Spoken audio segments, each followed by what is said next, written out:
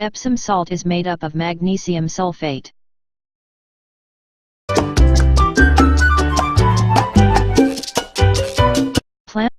Plants like roses and tomatoes require lots of magnesium.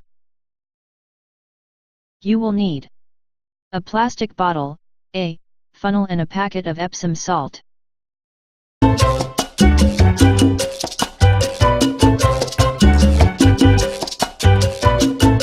Pour Epsom salt into the funnel.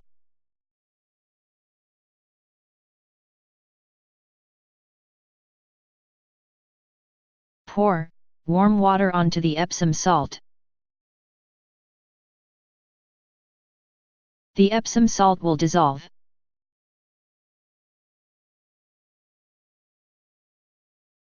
Give this mixture a good shake.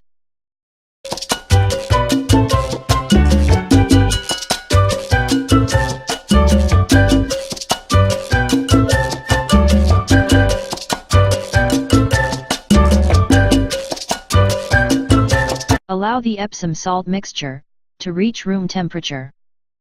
Pour around the base of plants.